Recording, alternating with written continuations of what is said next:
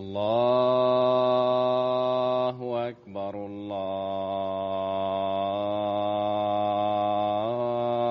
الله أكبر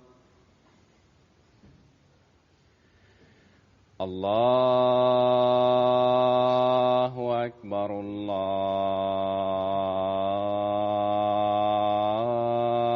الله أكبر. أشهد أن لا إله إلا الله.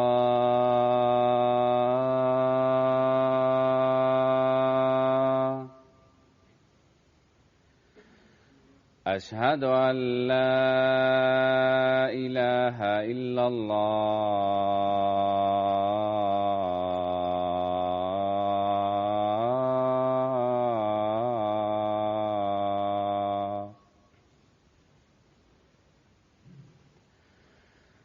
أشهد أن محمدًا رسول الله.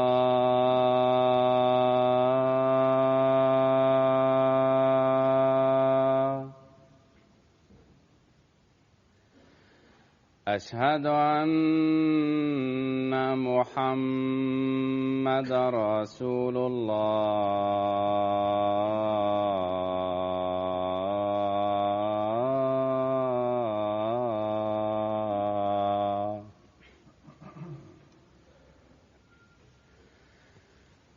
حي على الصلاة.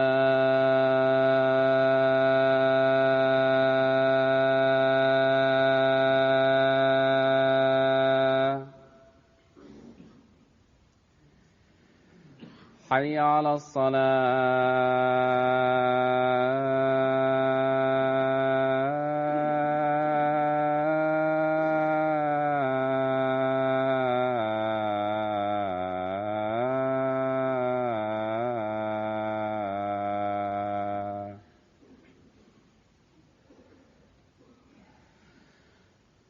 حي على الفلاح.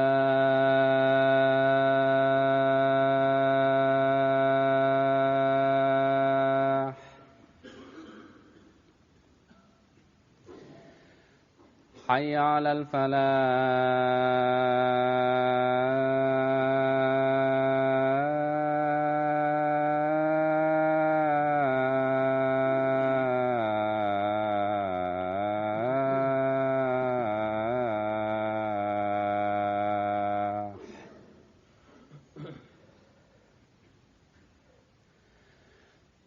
الله أكبر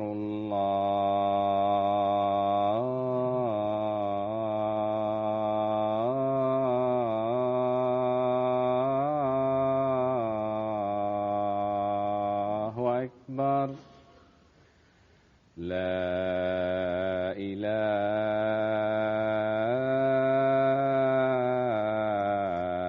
إلا الله.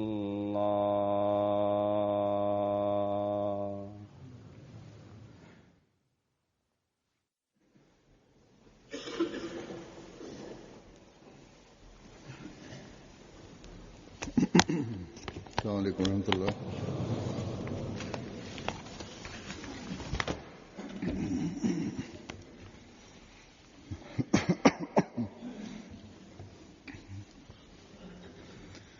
أشهد أن لا إله إلا الله وحده لا شريك له وأشهد أن محمدًا عبده ورسوله. أما بعد فأعوذ بالله من الشيطان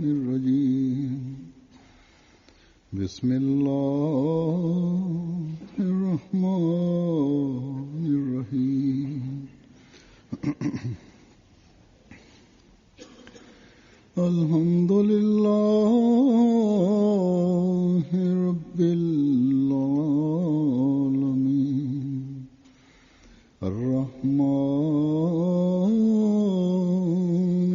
الرحيم مالك يوم الدين إياك نعبد وإياك نستعين اهدنا الصراط المستقيم صراط الذين أنعمت عليهم غير المغضوب عليهم ولا الضالين.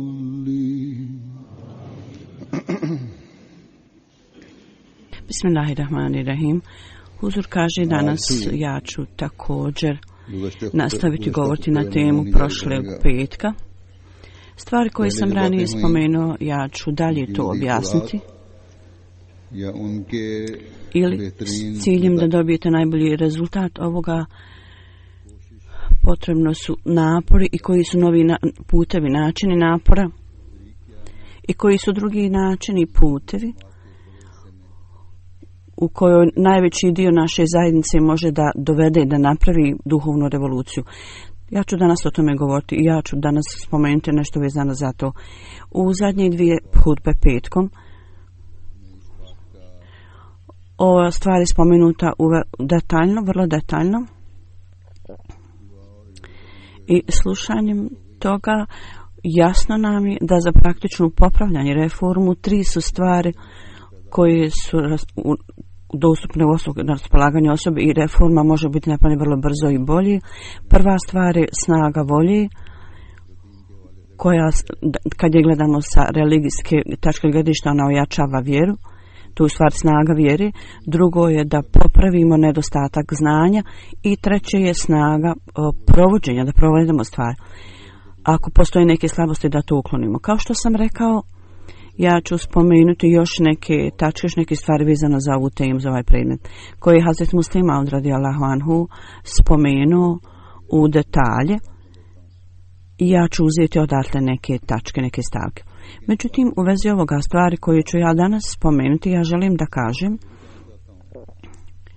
da naši misionari, naši učenjaci i takvi vršioci dužnosti džemata i emiri koji imaju priliku da savjetuju ljude i da ispunjavaju svoje dio dužnosti. I ovi službenici pomoćnih organizacija također su uključeni, pogotovo oni trebaju da spomenu ove stvari, tako da članovi džemata mogu provesti praktičnu popravljanje reformu među sobom i oni u tome moraju potpuno savršeno ispuniti svoje dužnosti.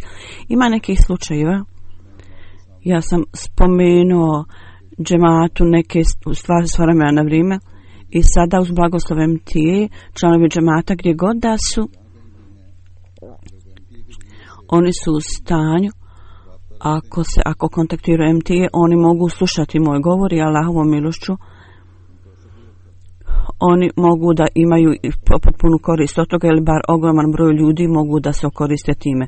Međutim, misionari, omaraz i vršioci dužnosti, njihova je dužnost i odgovornost da njihovi programi trebaju biti planirani na takav način da ova poruka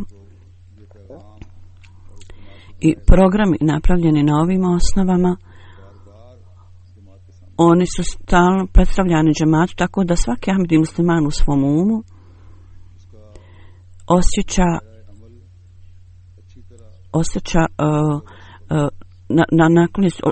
ima razumijevanje i naklonost ka toj reformi i tim zadacima i odgovornostima, i ovi ljudi koji imaju ovo povjereno moraju imati povjereno ovaj zadatak i dužnost, trebaju to imati na umu.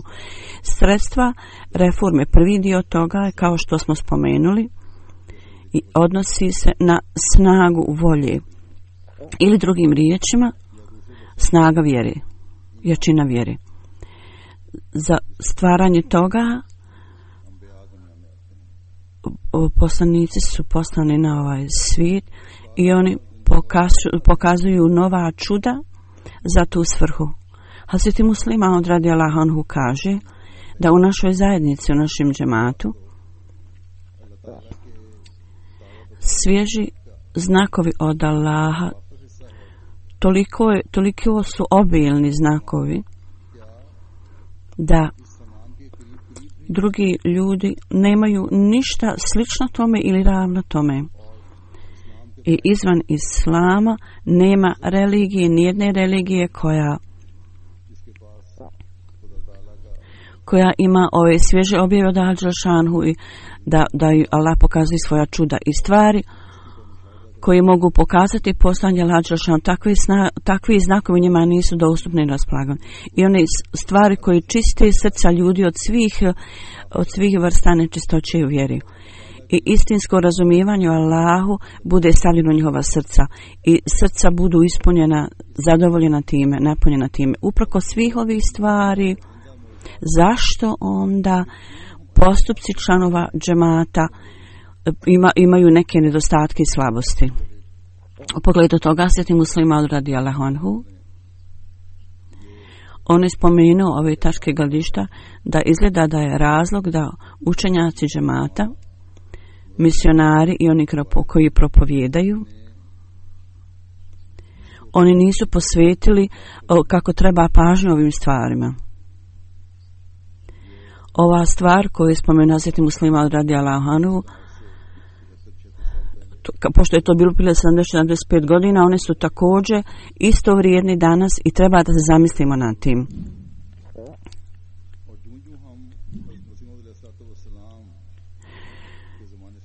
Što se više udaljavamo od vremena obećanog Mesije alejhi selama, mi treba da napravimo puno planiranje, posvetiti punu pažnju ovim stvarima, ovim tačkama, stavkama.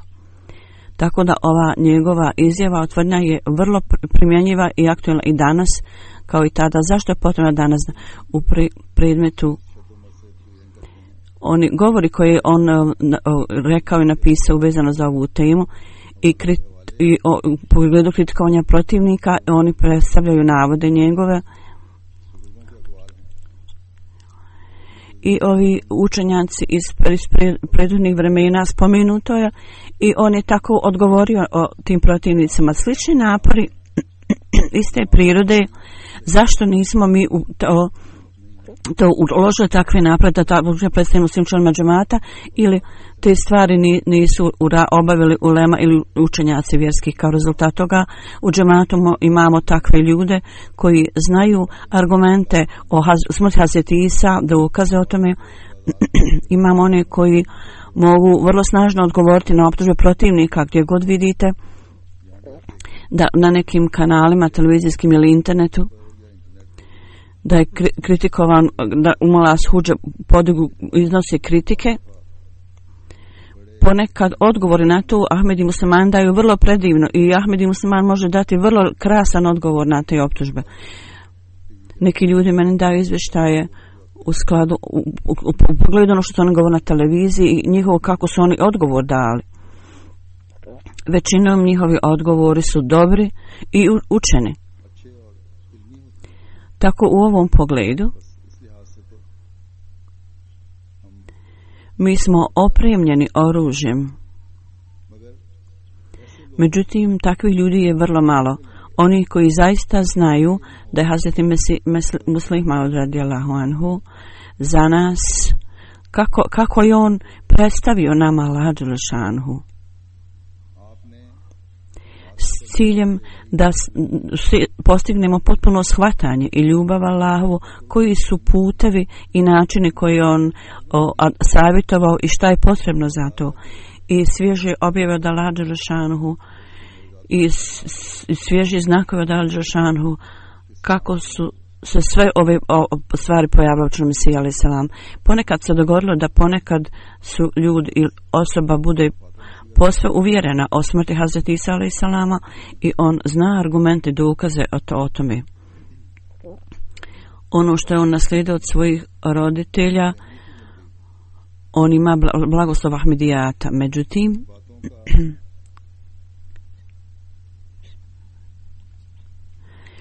uprkos što zna sve ove stvari, on zna sve, međutim s druge strane, zato što ne zna ove stvari, u njegovoj vjeri postoji slabost, kao što sam spomenuo, istinsko shvatanje Allaha dželešanuhu, ili su svježe objave, čuda i znakovi,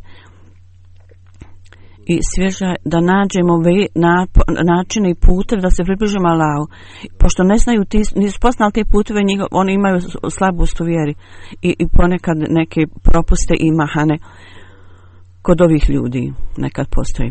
Dakle, nema sumnje na temu smrti Hazreti Isa alejhi selam, ta osoba je možda vrlo čvrsta na tome i čvrsto to vjeruje i zadovoljena. Međutim, znajući ovu stvar, on ne može popraviti praktično se ne može popraviti. Dakle, u džematu postoji slabosti u nekim aspektima, tako dok ulema i misionari i murabiz i svi vršioci dužnosti kojima je ova odgovornost, dužnost data, da predstavi dobre primjere u tome i također da popravi zajednicu ukoliko one posvete pažnju ovom predmetu kao što treba da posveti. I svaki član džemata ne bude u potpunosti obaviješten o dolasku i svrsi dolaska Božanstva i ukoliko ne povežu ljude s tim i ako ne čini napore koji je potreban i koji dugujemo do tog momenta, ovaj dio naše zajednice, naših džemata, koji zbog ove slabosti u njihovoj snazi volji, oni neće se moći popraviti i takav dio će ostati za dugo vremena nepopravljen. Mi treba da znamo ove stavke i treba da analiziramo ove stvari, treba da vidimo koliko nas smo stvarno zainteresovani da trebamo istinski činiti ibadet Allahu u mjesecu Ramazanu, ne samo jedan mjesec, ili samo da jedan put sjedite u itikafu i da onda cijelu godinu kasnije, mnogo godina, ne samo da spominjete ove stvari, nego zapravo sa čvrstinom i neprestalnošću treba da učinite ibadet, da na sebe to obavežete sve. I koliko nas je takvi da to činimo s čvrstinom vjere i čvrsto? Koliko je tih koji Allah dželešanuhu tretira na drag način i pokazuje im primanje dove i Allah im se obraća? Koliko je tih među nama? Vjerovanjem obećanog Mesija alejhi selama, vjerovanje obećanog Mesija alejhi selama zahtijeva i traži ove stvari i ovakav standard. Ovo je odgovornost, dužnost svakog Ahmedi muslimana. Zato ovo je zapravo revolucija duhovna zaradi oživljavanja islama i za koju je obećani Mesija alejhi selam došao da dovede da napravi ovu promjenu i oživljavanje. Ako položaj obećanog Mesija alejhi selama je poznat svakome, svakom pojedincu, s ciljem da ispuni njegovu cilj i svrhu i svako bude željan i revan da to ispuni i zna da je na ruci obećanog Mesija alejhi selama Allah dželešanuhu je pokazao toliko mnogo moćnih znakova i toliko mnogo ljudi od njegovih sledbenika također su bili blagoslovljeni ovim znakovima, onda svaki od nas treba imati želju da to stekne, da postigne takav položaj, taj položaj. I treba da učinimo napore za to. Tako da lično može biti u stanju da vidi i doživi takve znakove. Ako u svojoj snazi volje treba da bude takva svjetlost u njihovoj snazi volje. Kao rezultat toga da bude stvorena takva snaga volje koja s ciljem da stekne blizinu Allahu dželešanuhu stvara posebno uzbuđenje u srcu. Tako da Hazreti Mesih Maud alejhi selam, znakovi koji su njemu bili pokazani u ovo vrijeme i Allah dželešanu je pokazao i danas takve znakove. Tako da ovi znakovi treba da zasiju sjeme u našem srcu i treba da stvori jednu vrstu uzbuđenja u našim srcima i treba da bude stvorena želja da mi također steknemo blizinu Allahu dželešanuhu. I časni poslanik sallallahu alejhi ve sellem i obećani Mesija alejhi selam, zbog njihovih blagoslova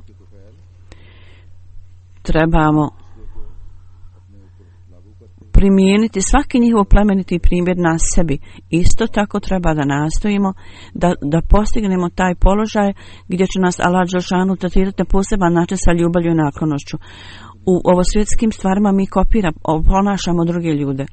Kad god vidimo nešto dobro kod nekoga, mi nastojimo da to dobijemo i želimo da to imamo. Ili činimo napor i zato primjenjujemo razne metode, načine.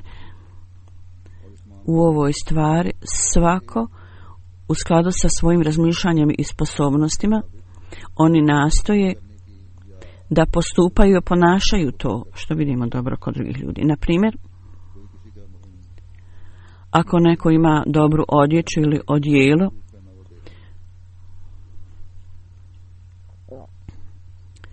tako on želi da ima i on takvo odijelo. Ako neko vidi drugu stvar dobro, on želi isto. Sada na televiziji cijeli svijet nam je tako doveden blizu da ne samo dio srednji sloj ljudi, čak bogati ljudi i siromašni ljudi zapravo nastoji da imaju takve stvari i da im bude na raspolaganju da to dobiju. I svi misle da treba da imaju televizor i frižider i ostalo. Kao što neko drugi ima i on tako, svaki pojedinac da i on tako treba da ima. On ne misli da određena osoba, da su ove stvari možda njemu date kao poklon od neke rodbine ili prijatelja. Da možda ta osoba na koju on gleda je tako došla do toga. Zato ne treba da budemo vrlo pohlepni i zavidni zbog toga. Uvijek se dogodi da ljudi žele neke zajmove da bi stekao stvari koje vidi kod nekoga drugog i onda misli da treba da učini napor za to. Neki ljudi za ovu svrhu ponekad steknu naviku da mole za pomoć. Iako je naravno dužnost džemata da u okviru svojih mogućnosti i sredstava omogućavaju za zadovoljenje potreba džemata i članova džemata, međutim, ljudi koji podnose molbe za to, pogotovo iz Pakistana, Indije i drugih zemalja, oni trebaju za svoje prave potrebe, istinske potrebe, treba da onda traže zajem i treba da imaju poštovanje, samopoštovanje. Ljudi koji su u boljoj finansijskoj situaciji gledajući na druge ljude, oni također žele da imaju druge stvari, da ih oponašaju. Ako vide novu vrstu sofa, sjedala, trosjeda, dvosjeda ili televizije, tako da oni žele odmah nove te stvari. I također i druge neke stvari. Oni nastoji da to novo dobiju što je izašlo na tržište. I ponekad uzmaju zajem za kola, za auto. Tako da ja sam ovo samo usput spomenuo da je financijska situacija svijeta danas, da jedan veliki razlog za to je da se traže zajmovi od banke i onda oni su dati uz velike kamate i osoba ne misli dokle će vas to odvesti, koliko će vas to udaljiti. Dok su ove stvari da se dobije zajam na kamatama, ovo su upravo stvari koji zapravo su mnoge ljude učinili da bankrotiraju i da propadnu. U svakom slučaju spomenuta je stvar o ponašanju stvari. O ovosvjetskim stvarima ljudi nastoje da kopiraju, imitiraju drugi i s ciljem da imaju ove stvari. Oni ili žrtvuju samopoštovanje i postanu, bankrotiraju, propadnu, ili izgube imetak koji imaju.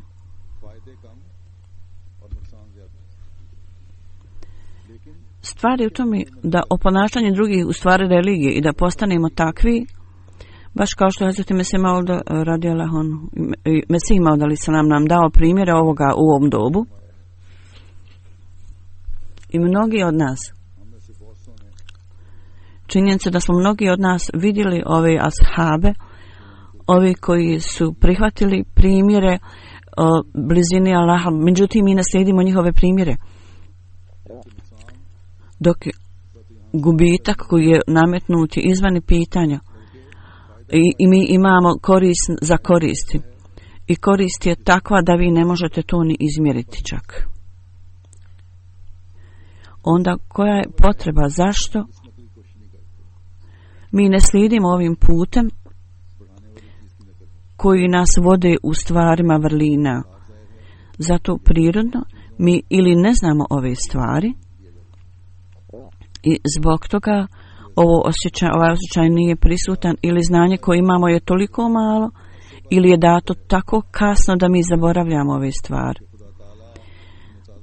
Da Allah dželešanu pokazuje čak i danas svježe znakove, i rezultat toga je da ako mi ne vodimo računa o ovim stvarima, ne posvećujemo nikako pažnju tome, dok o svjetskim stvarima u novinama, na televiziji mi vidimo reklamu toliko puta o ovim stvarima i ponekad to jednostavno uđe u naš um i onda imamo želju da to imamo.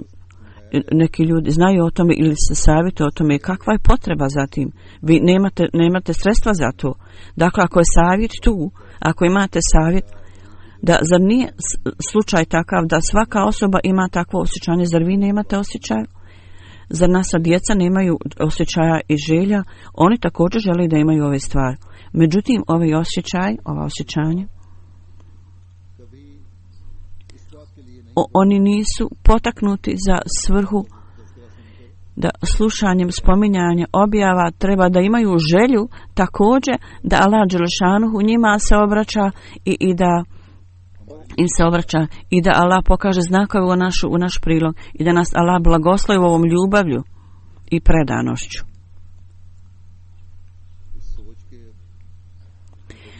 Veliki razlog što nemamo ovakvog razmišljanja je što naša ulema, učenjaci, misionari, vršioci dužnosti u svojim vlastitim krugovima pred članovima džemata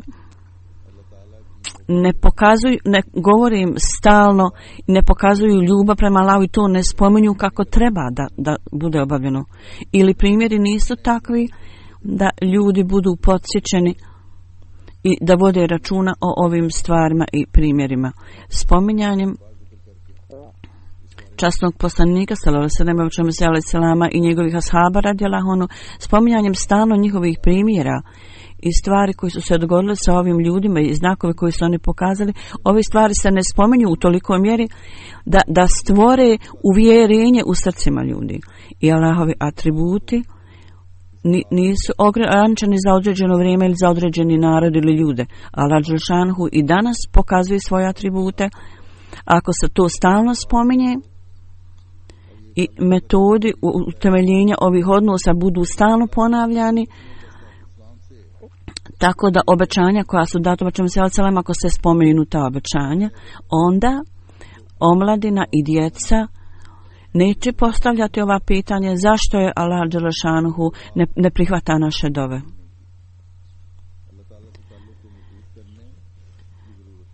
I vrlo je neophodno je da učvrstite svoj odnos prema Allahu. I također filozofija ibadeta i primanja ibadeta bude razumljiv i ljudi budu u stanju da vide te znakove. Dakle, ogromna je potreba da ove stvari budu istaknute i stalno ponavljane. Da time što imate svoju vezu sa istinskim slugom časnog poslanika sallallahu alejhi ve sellem, vi treba da ove stvari imate u sebi. Samo znakovi nisu ograničeni na osobu ili na vrijeme večnog Mesija alejhi selama. Oni nisu ograničeni samo na to. Čak ljudi i danas sa svojom moći pokazuju manifestaciju svoga bića, pokazuju te znakove i s ciljem da to dobijemo i s ciljem da imamo blizinu s Allahom dželešanuhu, treba da imate taj žar, tu želju u svom srcu. Ako ova stvar bude običajna među članovima našeg džemata, bit će stvorena takav dio ljudi koji će potpuno ukloniti svaki trag grijeha u svojim životima. Ovo je veliki zadatak, nema sumnje i niko ne može napraviti takvu tvrdnju i takvu tvrdnju. Međutim, do velike mjere oni mogu nadvladati grijeh ili većina članova džemata to mogu. I bit će takvi ljudi i posve je moguće da to imamo, oni koji će nadvladati grijeh. koji će dominirati nad grihom. I za ovu svrhu naši misionari, umara, vršioci dužnosti u svojim vlastitim krugovima, oni moraju da dovedu, napravi ovu reformu, popravljanje, i oni ovo moraju učiniti govoreći da Hazreti Mesih Maud alejhi salam nam je rekao da oni koji ga istinski slijede, da će biti takvi ljudi koji će steći blizinu Allahu dželešanhu. I većina dova takvih ljudi Allah sluša i prima. I Allahovom milošću u džematu, Allahovom milošću ima takvih ljudi. I oni povremeno meni pišu, ponekad neki događaj budu navedeni, spomenuti. I ponekad ja takve stvari spomenim u svojim govorima, Huzur kaže. Ima određenih događaja koji stvaraju osjećaj da želje da ih ljudi kopiraju, imitiraju. Spominjanjem takvih događaja ljudi ih mogu u sebe staviti u isto stanje, mogu ih oponašati tako da bude utemeljen odnos sa Allahom dželešanuhu. A zatim Mesih Maud alejhi selam kaže jednom prilikom da u današnjem svijetu sve nacije koji su na svijetu, nijedan narod nema takvog Boga koji odgovara i sluša ibadet, prima ibadet. Postoji ali jedan kršćanin koji može reći ja vjerujem da je Bog, da je Isa Bog, i on sluša moje dove, moje molitve i odgovara mi. Ne, niko to ne može reći. Onaj Bog koji govori je samo jedan, koji je Bog Islama, kojeg je predstavio časni Kur'an, koji je jedini asteđib lekum, koji kaže pozovite me i ja ću vam odgovoriti. I ovo je apsolutna istina, potpuna istina. Ako postoji neko ko za dugo vremena ustrajno sa čistom i čvrstom namjerom to čini, on kaže da osoba koja dugo vremena sa čistom namjerom i čistim srcem, ako on vjeruje u Allaha dželešanuhu i onda se bori i zauzme se u ibadetu, onda na kraju će mu biti dat odgovor na njegove dove i njegov ibadet. Ove stvari trebamo predstaviti džematu, stalno predstavljati džematu. Onda će sigurno biti stvorena snaga i u velikom dijelu džemata zajednice ova stvar će biti u njima utemeljena i njihova snaga volje će postati tako snažna da oni mogu nadvlatati hiljade grijeha i mogu biti potpuno zaštićeni od njih. I takav odnos sa Allahom može biti osnovan, utemeljen, koji nikada se ne uzdrma. Ovo je bila svrha dolaska obećanog Mesija alejhi selama, da čovječanstvo bude sačuvano od grijeha i da imaju takvu vezu sa Allahom, takav odnos sa Allahom, da Allahovo zadovoljstvo bude više važno za njih nego bilo što drugo. I umjesto da nalaze izgovore i da umjesto da vrlo brzo obave namaz kao da je to neki teret koji to čekaju da skinu.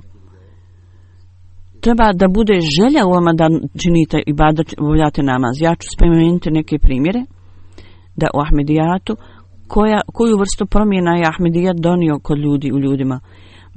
Misionar u Kirgistanu piše i kaže, jedan Ahmedi, tamo stariji čovjek, on je 2002. primi Ahmedijat, on je bio rođen musliman, međutim imao je komunističke poglede i spomenuo je svoja osjećanja u davanju bajata. Kaže, kad sam napisao pismo za bajat, tog dana je bio najznačajniji dan u mom životu. I ja opisujem taj dan kao dan mog rođenja. Osnovni razlog za to je da prije toga ja sam išao u sve vrste religijskih organizacija i zajednica u svom životu, međutim u mom životu nije bilo nikakve promjene.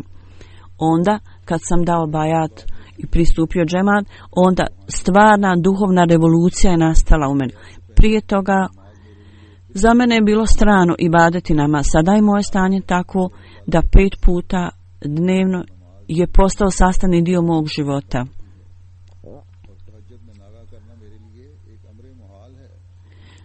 I za mene je nemoguće da napustim noćni namaz, tahadžud namaz. I ovo je stvar kad osoba spozna istinu i zaista prihvati, on dostigne do ovog položaja i onda on dobije duhovnu obuku, prođe kroz duhovnu obuku i postigne ovakav napredak. Ovo je vrijeme kad on stiče zadovoljstvo srca. Dakle, ovo su vrste promjena koje su stvorene među članovima džemata, ovima koji dolaze u džemat. I misionari iz Afrike jedan kaže, jedan Ahmedi na vrlo visokom položaju u vojsci, 2002. on je dao zavjet bajata i u pogledu svog prihvatanja Ahmedijata on kaže, ja sam rođen na dan Bajrama i on kaže, oni daju ime djetetu u skladu sa tim koji dan je rođen. Tako, pošto je bio rođen na dan Bajrama, iako je njegov otac bio idolopoklonik, međutim to je bio praznik muslimana, tako je njegov otac mislio da mu daju ime Bajram i treba biti musliman, jer su mu tako dali ime. Tako da, kaže, kad sam bio dijete otišao u džamiju, međutim u vrijeme džume kad sam se vraćao,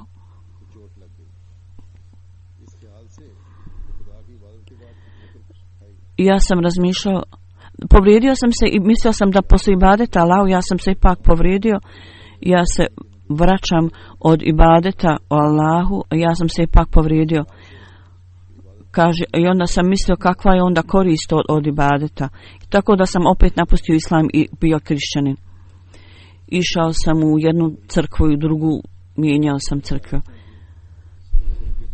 I mijenjao sam sekte u kršćanstvu i moj problem se povećavao. Imao sam sukob sa suprugom i nisam imao nikakvog mira. Cijelo vrijeme sam bio zabrinut i iznemiren i moji stariji i roditelji pokušavali su da riješe ovaj problem.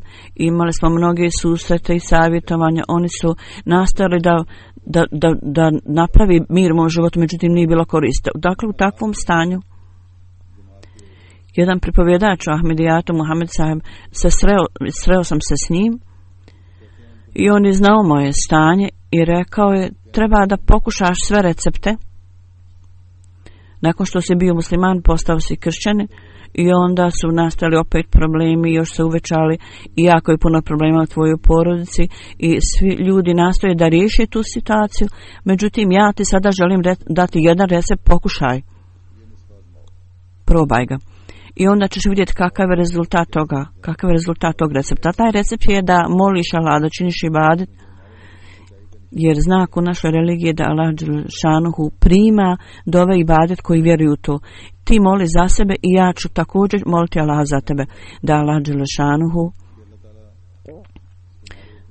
napravi mir između tebe i tvoje žene. I kad vi budete imali ovaj mir,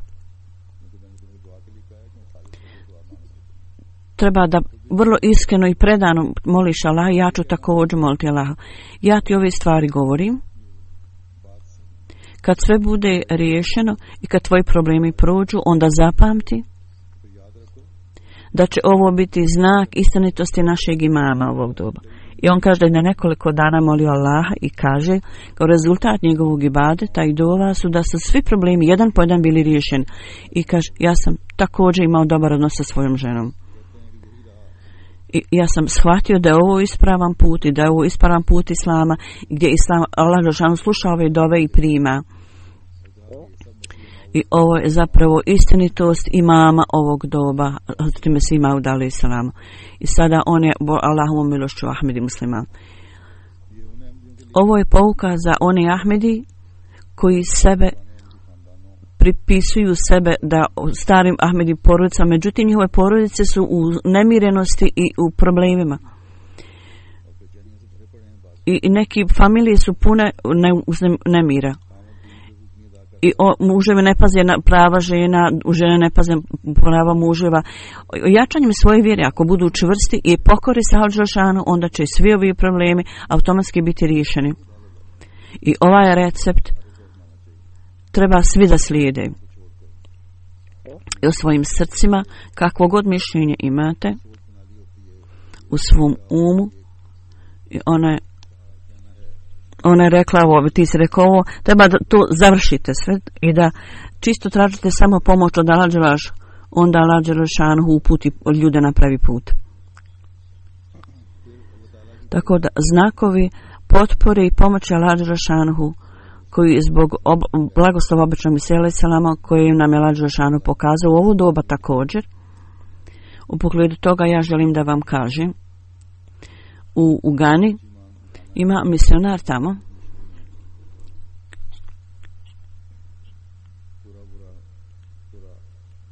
Bura čim se je ime sela.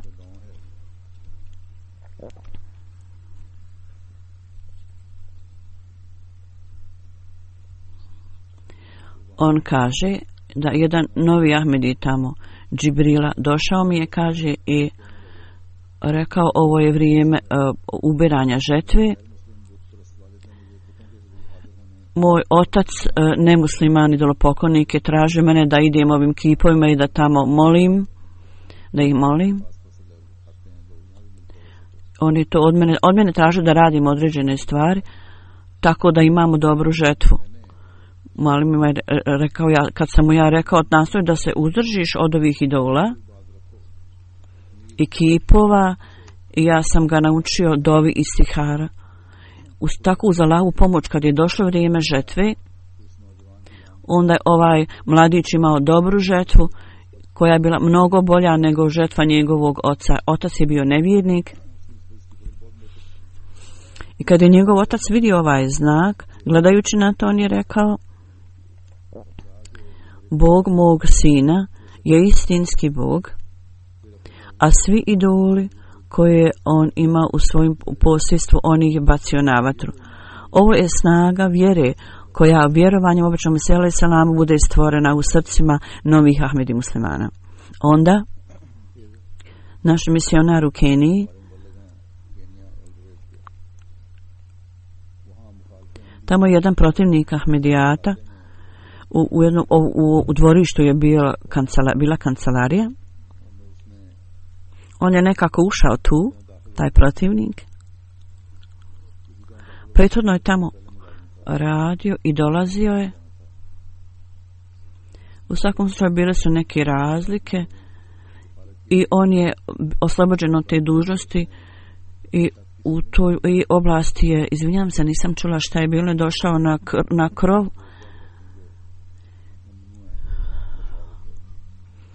Jel upotrebljavao ili uzeo neke druge koje su bile vrlo snažne i on je izvijestio policiju da je tu Ahmedija misionar i da propovida Ahmedijat. Ovo je zapravo izgovor da se oni upliču u posao s drogom. Tako je policija došla i ono što im je on rekao, kad su oni pretražili, našli su tu drogu.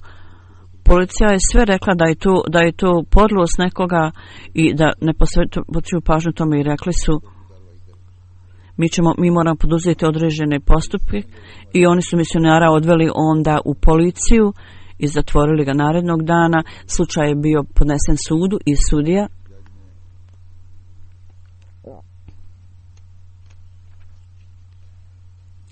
je to odgodio za naredni dan. Oni su mene obavijestili o toj situaciji tamo. Ja sam im poslao pismo dovom i na drugom saslušanju on kaže, kad sam otišao tamo i kad sam stao pred sudiju, ovaj misionar kaže,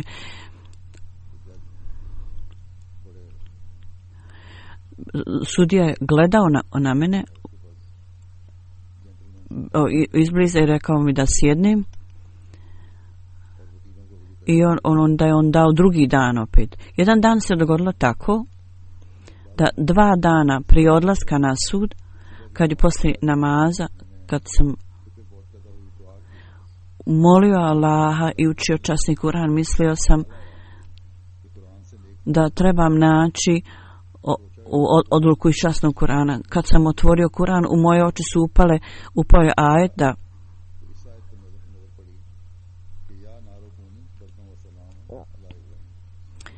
o Ibrahimu alejsalamu kako je bio stavljen na vatru i spašen. Onda sam mislio da je to vrlo dobra poruka za mene. Poslije toga, kad sam otišao na poštu da uzmem pismo, tamo je bilo pismo za mene u kojem je bilo napisano.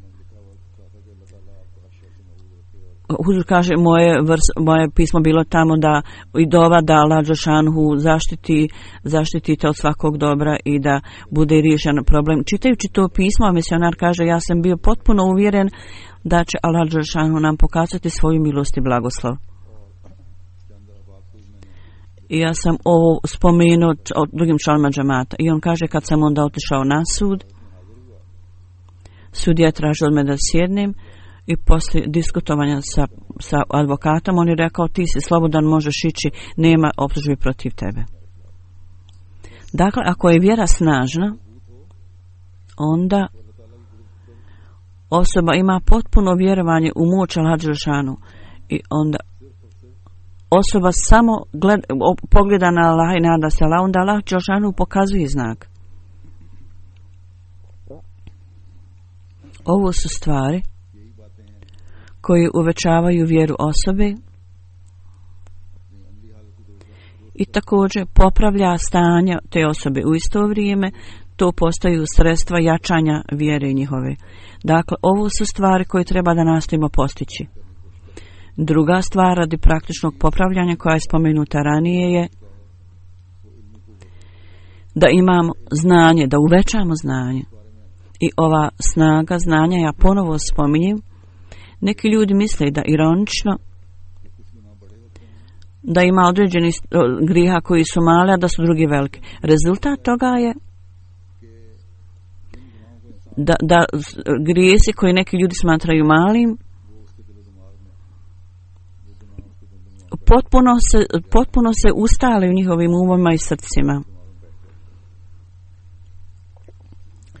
Kao da to nije grijeh, kao da je to mala, nevažna stvar i da je to nevažan grijeh i možda neće i bez puno pretraživanja oni imaju svoje mišljenje o tom da je to mali grijeh. U zadnjih 2 hudbe prije toga ja sam skrenuo pažnju da ovi ljudi koji traže azil napravi lažne izjave u svojim aplikacijama. I slučajem da njihov slučaj bude riješen, da on hoće da se koristi od laži. Zapravo oni uništavaju kvare svoj slučaj. I ne samo da kvare svoj vlastiti slučaj, nego zapravo isto tako to stavlja odraz na ugled džemata. Neko je meni rekao da je poslije hudbe otišao u Vekil. Vekil je također bio Ahmedi.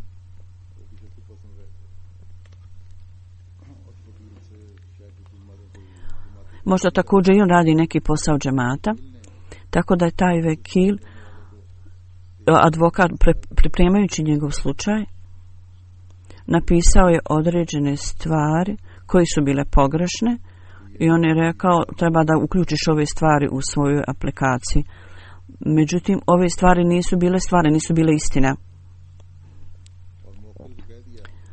I traženo je od ovog čovjeka da, i rekao me advokat, ako ne uključiš ove stvari, tvoj slučaj neće biti pozitivno riješen.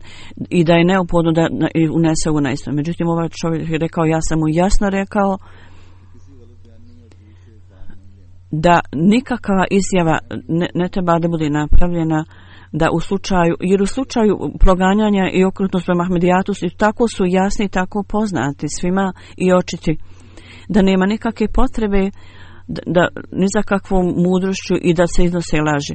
Zato ovi vršnici dužnici morate savjetovati ljude stalno i stalno morate spominjati ovu stvar, da nikakav grijeh, bilo da je veliki i mali, nije takav, grijeh je grijeh.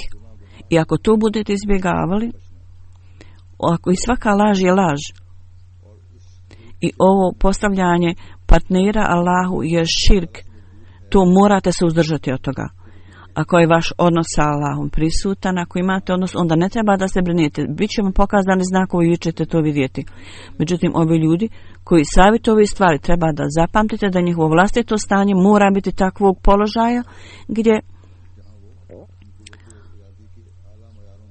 oni uvijek treba da tragaju za snagom volje i praktično njihovi postupci trebaju biti i vaše znanje treba da bude sklad između postupaka i znanja i ne smijete biti onim kategorijama koji da pravite razlike između. U svakom slučaju u džematu, u govorima o dersu s ciljem da se utemelji snaga vjere i da dođe do reforme i da uklonimo nedostatke u znanju i postupcima. Ova stvar mora da se stalno govorimo s vama.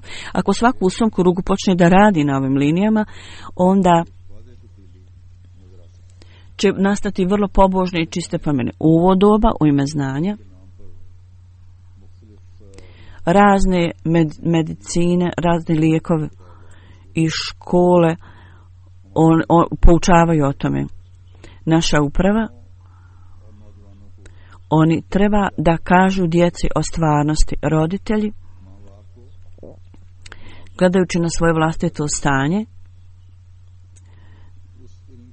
trebaju istaći opasnost od takvog znanja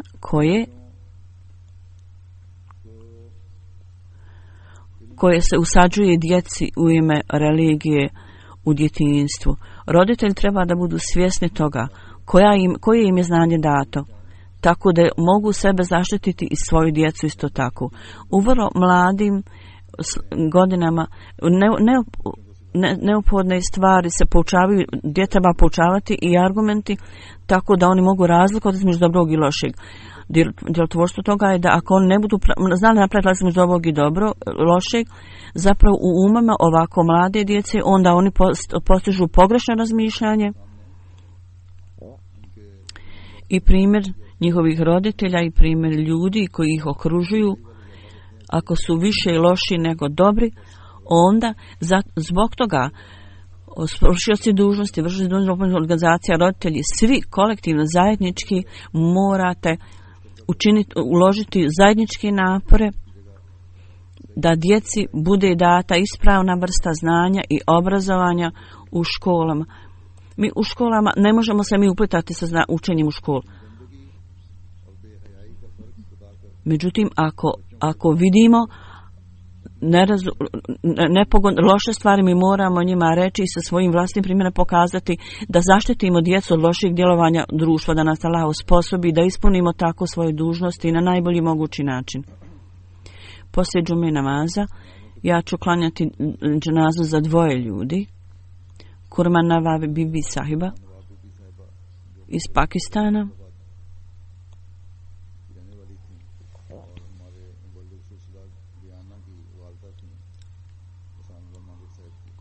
na 19. januara ona je umrla, inna lillahi wa inna ilaihi rađiun.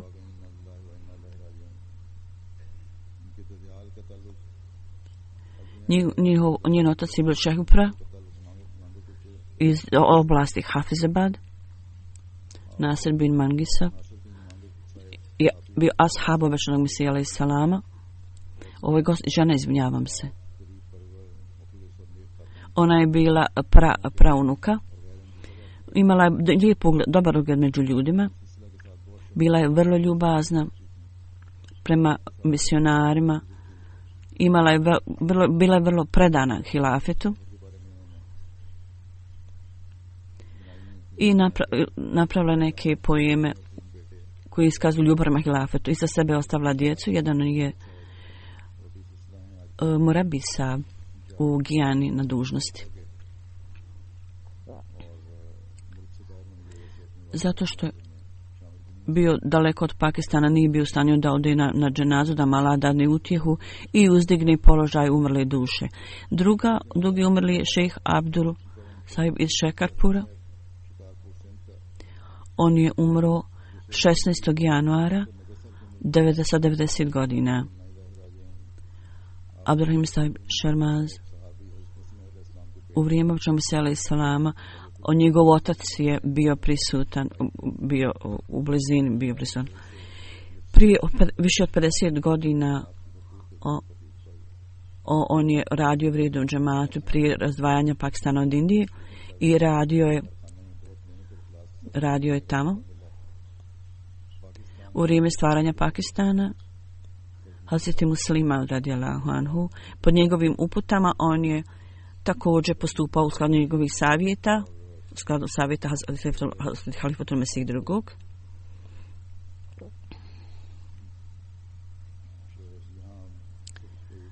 I pošto za njega nije bilo posla tamo da radi, poslije konsultovanja sa mojim ocem, on je tamo napravio fabriku, imao fabriku. Tako da je tamo osnovao džemat i tamo je određen za prvog predsjednika džemata. Tako da je uz fabriku izgradio prelijepu džamiju. I u 4 oblasti Sinha on je bio na dužnosti za njih. Njegova žena je također umrla. I on je 1 godinu proveo u velikom, podnosio je to. 2005. čini mi se neko bio ubijen. 1977. njegov sin je također bio ubijen. Međutim, on je bio posve čvrsto svojoj vjeri. On je bio zahvalan Allahu dželešanu i izražavao ove stvari. On je bio vrlo hrabra osoba, srčana osoba. I je bio protest, Neahmedi došli su u njegovu kuću i napali su njegovu fabriku. On ih je sve suočio se s njima i dok je policija stajala i gledala. On je izišao napred. I tako da on se suprotstavio njima, onda su svi ljudi se razbježali. Ljudi su pitali kako se ti rastjerao sve ove ljude. Oni su bili iznenađeni time. On je otišao kasnije u Islamabad. Vrlo je bio blizak sa hilafetom. Isticao se u novčanim žrtvovanjima i dao je doprinose. Dao je doprinose za razne džamije, bio je musi. I sve dužnosti je isplaćivao na početku godine. Iza sebe je ostavio kćerku i 5 sinova. Jedna kćerka je u Nigeriji, doktor Malik Nudursaj. I sin, obadvoje su doktori. A ona i njen muž zapravo su doktori služe u Nigeriji i njegov unuk Mubarek je misionar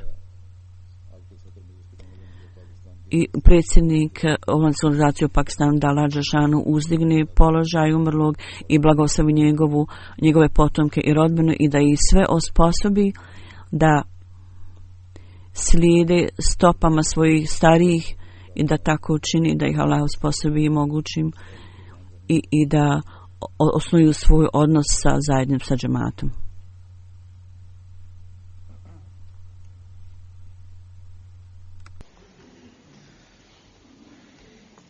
Alhamdulillah, nahmaduhu wa nasta'inuhu wa nastaghfiruhu wa nu'minu bihi wa natawakkalu alayhi wa na'udhu billahi min shururi anfusina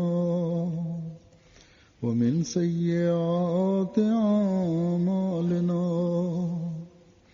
من يهده الله فلا مضل له ومن يضلله فلا هادي له ونشهد أن لا إله إلا الله ونشهد أن محمدا عبده ورسوله.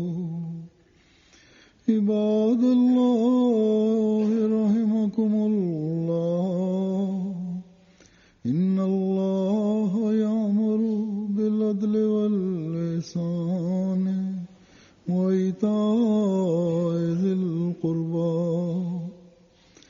وينهى عن الفحشاء والمنكر والبغي يعظكم لعلكم تذكرون. اذكروا الله يذكركم وادعوه يستجب لكم ولذكر الله أكبر